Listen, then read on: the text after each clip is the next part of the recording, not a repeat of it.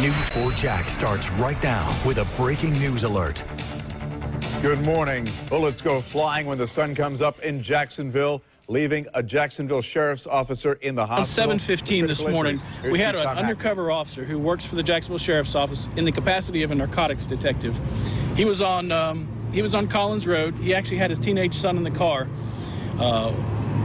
taking him to school, as a matter of fact, when at some point in time on Collins Road, near the railroad tracks, which is closer here to Roosevelt Boulevard on Jacksonville's west side, something occurred which caused the undercover officer to initiate a traffic stop. Fortunately, because of his condition, we're not really able to fill in some of these blanks quite yet, but this traffic stop occurred, and it occurred really right at the railroad tracks. The son gives us an account that not a whole lot occurred before that, but he initiated this traffic stop on a vehicle. As he stops the car, we've learned now from some of the neighbors and the witnesses who are at nearby businesses that immediately upon stopping this white Cadillac vehicle, the driver of this vehicle, who was in the vehicle alone, exited the car and began shooting at the undercover detective immediately. The undercover detective's car, although it is unmarked, it does have blue lights in it, so he initiated those. And at the time of the shooting, he was wearing a ballistic vest, body armor type vest that's clearly marked police. So this occurs, the shooting occurs. Our officer is struck at least 3 times, 1 time in the hand, 1 time in the head, and 1 time in the upper body. During that, the officer is able to make his way to the back of his car, and sometime in that encounter, in that course of events, the suspect flees from there and runs on foot to another nearby business where he steals a large flatbed Ford F-350 pickup truck, begins to leave on Collins Road going towards Blanding the other way. At about that same time, several of the responding officers who heard this undercover detective get on the radio and put out the frightening sounds of "I've been shot," are responding to the scene. They're flagged down by these same people who had their truck stolen, and he gives the description of the truck to these 2 officers. Encountered as it would be, the officers see that truck on Collins Road and begin to follow it. Obviously, that's a clue when you see the truck in that nearby vicinity. Begin a traffic stop on that, and that truck immediately begins to flee. And it goes into the Whispering Pines subdivision, which is here off of Collins Road. So everything is really between Blanding Boulevard and Roosevelt Boulevard on Collins Road here. That truck goes into the neighborhood, begins to flee, turns down into a street, which is a dead-end street. It runs into a house. The occupant either exits the car or intentionally rams the car into this house, strikes the house. The officers exit their car and do a tactical approach. They hit the side of one of the houses, going around to the back, where they encounter the suspect on the back porch of a house. He is armed with a gun. According to several of the witnesses in the area, the officers giving loud commands for him to drop the gun. The suspect picks up the gun or lifts up the gun and aims it at the 2 officers. Both of the officers fire their issued handgun several times at the suspect. He is hit at least 4 times. He is transported from there to a local hospital where he has been treated and is going to be released here in the next few minutes as we're learning. Learning more about this, it seems that this morning, immediately before this traffic stop, this suspect and his live-in girlfriend got involved in some kind of domestic argument, and he made threats to harm himself this morning, to harm her. He was armed with a gun at that point in time this morning, potentially fired shots inside the house. We're still not inside the house where all this occurred to know exactly what happened in there, but some of the information that we got was that he had fired a couple shots either at himself or at this live-in girlfriend this morning.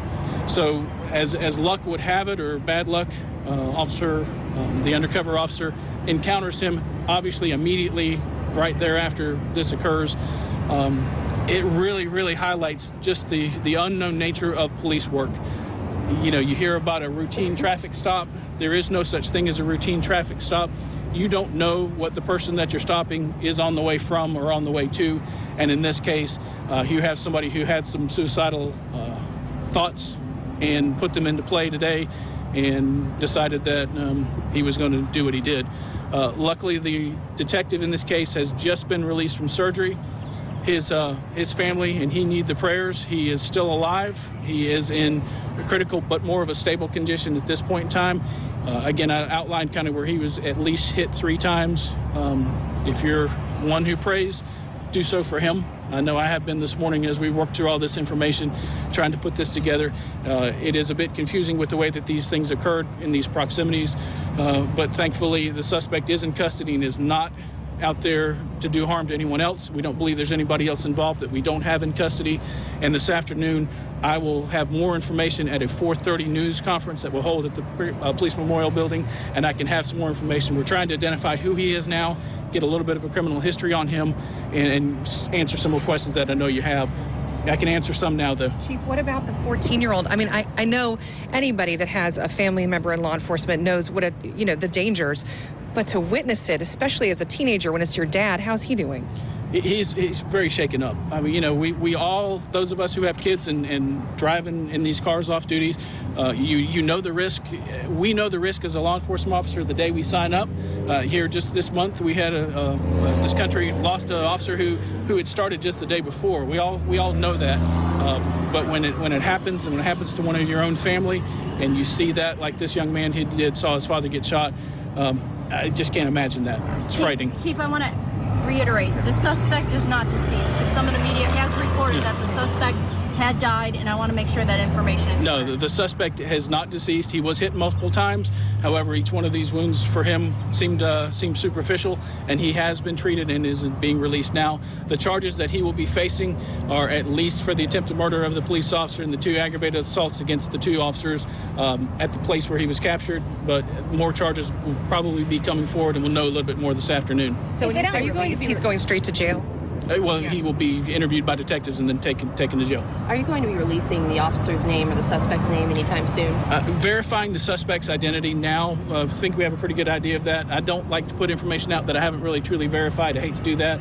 Because of the officer's status and his fact that he works as an undercover narcotics detective, I probably will not be releasing his name, certainly to protect his identity and to protect his family as well. Can you tell us a little bit about the officer in terms of number of years on the force? Is this Jacksonville native? Yeah, he's worked for the sheriff's office since 2008 in the capacity of a police officer.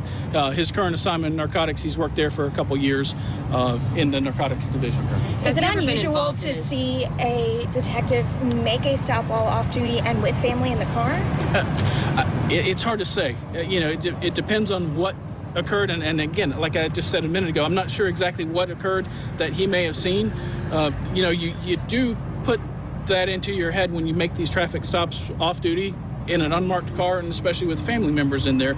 But I'm not going to try to suppose what he did or didn't see, but it was enough that he wanted to initiate that traffic stop. Correct. He was wearing a ballistic vest. So was he on his way to work after he dropped off the son? Was he about to start his tour of duty?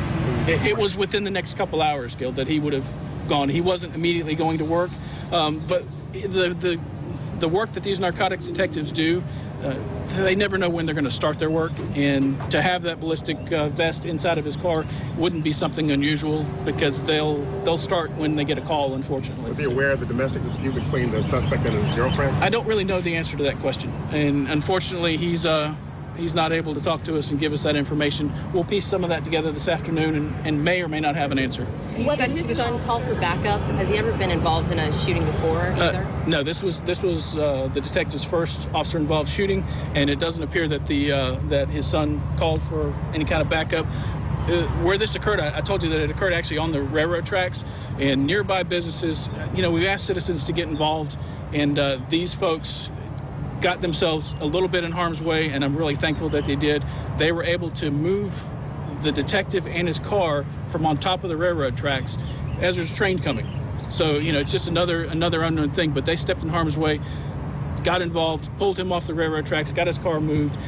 It's just, I'm thankful and happy that he's still with us, but he still needs some prayers and still's got a lot of recovery to do.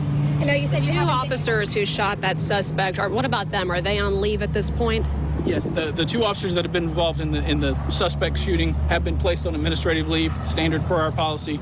I'll be able to provide information on them later this afternoon as well, and some additional information. I know you haven't been able to get into the suspect's home at this point, but was that one of the shooting scenes that we got an ears on earlier, or I guess what part of town is that in? No, that's right here in that same neighborhood. In the same neighborhood. So the neighborhood he was fleeing into is where he lived and where he had the domestic disturbance this morning. So this is all, like I said, it's been contained between Blanding and Roosevelt on Wilson, or on Collins here, that all right in this neighborhood. Have you had a chance to talk to is it a girlfriend or wife of the suspect? Yes, we have. And again, I'll know a little bit more about that later this afternoon. Can provide information about that location where they lived, some of her information, and certainly some of the suspect's information. Hey, Chief, we've heard before from officers saying that oftentimes domestic situations can be the most dangerous for officers. Would you say what happened today kind of plays into that? Yeah, I mean, here's, and like I said, you had this detective who has no idea, and again, maybe why this guy is driving erratic or whatever caused that traffic stop. Well, he doesn't know that he just potentially left this house shooting at himself or shooting at his girlfriend, and who knows that he carried that domestic disturbance out here in the road with him and had our undercover detective basically step right into the middle of it unaware. It leads back to the unknown nature of what we do. You just never know what you're getting into, never know who you're stopping, never know where you're going to go, and don't know the fact that you're going to go home that day. Any indication yet where the suspect was heading to when he was stopped? It seems like he was leaving the house this morning potentially to go to work, but again, to verify that, we've got a little bit of work to do. And Chief, we know that his son was in the car, as you were mentioning. How was he able to stay safe while this was going on? Did he do anything in particular? I don't know, to be honest. Whether he ducked or what he did. The shots actually made it into the interior of the car, so it's by God's grace that he's not hit as well. So, but again, still piecing a lot of this together.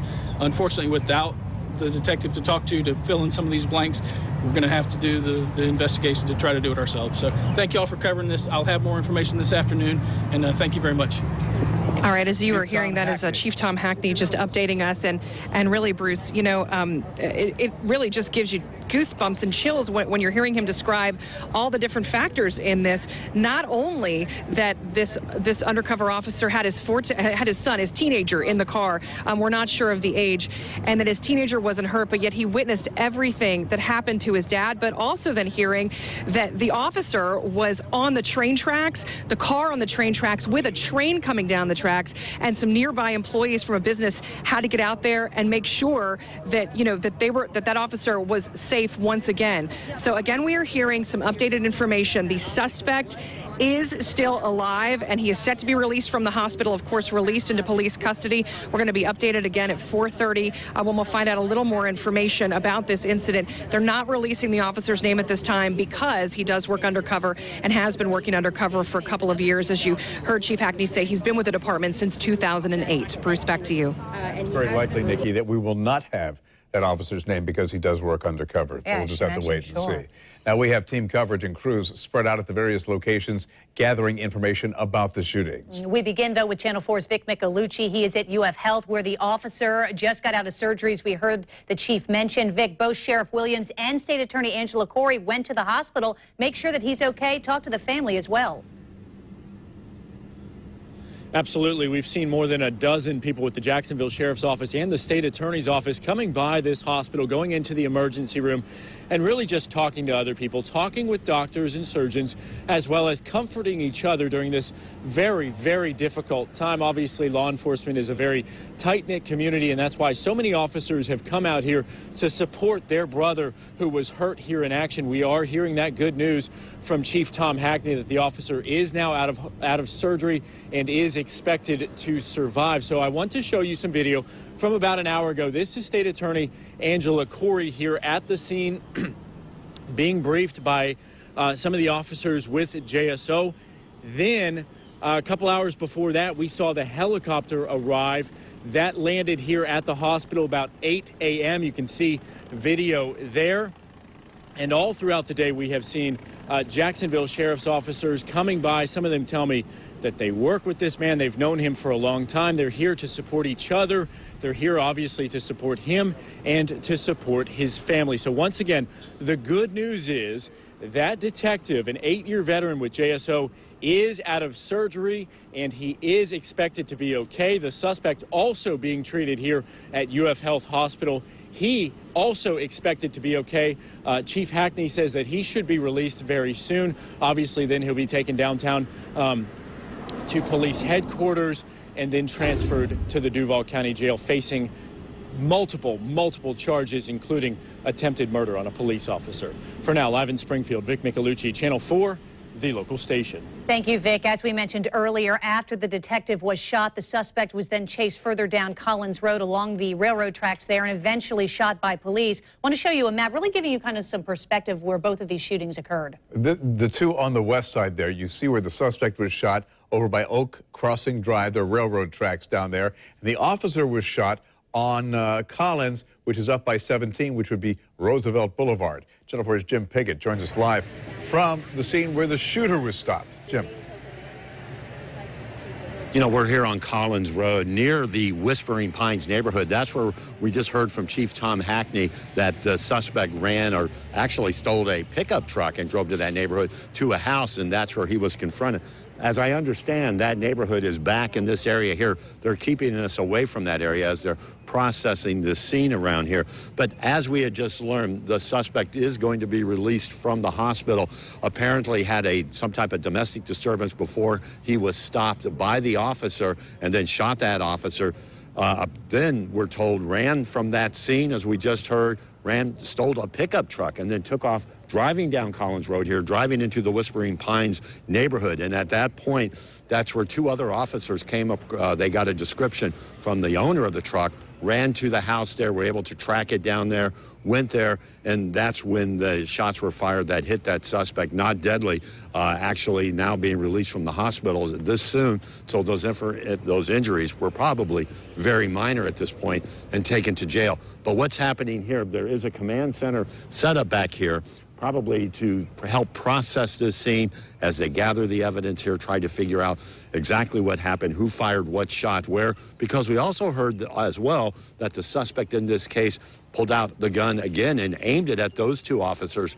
That's when they fired, shooting him. Obviously, at this point, though, they did not kill him. So this is a very active investigation. Later on this afternoon, we should get the name of the suspect. Chief Hackney had basically said that there will be more information coming out at this point as they gather all of this together. We're live on the west side. Jim Piggott, Channel 4, the local station. Jim, thank you. Bring our news for Jack's crime and safety analyst Gil Smith into the fold.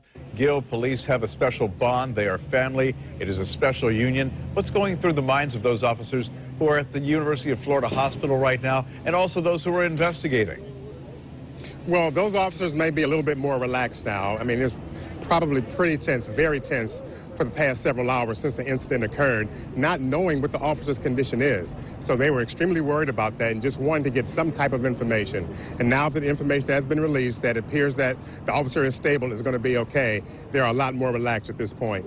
Yeah, I have to tell you, Gil, we here in the newsroom, as soon as we heard that he's going to be okay and is expected to survive, we were all like, oh, you know, just that sigh of relief without a doubt. I know that you were there. You were listening to Chief Tom Hackney brief the news media. Anything surprise you about what we now know, and which is so much more than we did just 3 hours ago? Well, that's why I asked the question, was he on his way to work? Because it's not normal when an officer is off duty, even in his police car, to have on a ballistic vest. So I figure he must have either been leaving work or on his way to start the tour of duty. And at this point, we still don't know what he saw that made him want to pull the car over. So, you know, something was going on. I'm not sure if he was aware of the domestic dispute between him and his girlfriend. That's still unknown at this point. But for some reason, he thought it was necessary to pull this car over, and he did activate his lights. Now, I asked one of the PIOs if he had actually logged out on the radio. Because whenever you do a traffic stop, you get on the radio, you log out, give your location, a description of the vehicle. It's unknown if he did that. Gil, not second-guessing the officer's decision to go ahead and stop that suspect. His 14-year-old son was in the car. What do you make of that? Well, it depends. You know, each officer is different. Some have different rules. Like when my daughter was a baby, I tried not to transport her in my police car unless it was absolutely necessary. And I was still very uncomfortable doing that because at any moment you could get into something. Again, we just don't know why it was that he would pull him over even with his son in the car. Sometimes you do traffic stops, you do several of them, and nothing happens. I'm sure he was not aware of the dangers that he was in, or else, of course, he would not have pulled him over with his son in the car. Gil Smith, thank you very much. Appreciate your perspective. If you travel in that area on the west side, we have a traffic alert as a result of the ongoing investigation. Collins between Blanding and Roosevelt will be closed for the better part of the day while the investigation continues. And it's early release, so keep that in mind. Many of the kids, the public schools get out at 1:45 today, particularly, so you do keep that in mind as you're headed to the school to try to pick up your child. You might want to give yourself more time or take an alternate route like 295 or even Timuquana. Now, we want to go back to UF Health, where that JSO narcotics officer out of surgery is recovering. JSO Chief Tom Hackney tells us that officer was shot 3 times, once in the head, once in the hand, once in the upper body. The suspected shooter was shot 4 times. Expected to be released from UF Health this afternoon, then taken directly to jail. We continue to follow this breaking news story away from your TV. The latest developments as they unfold on news4jax.com.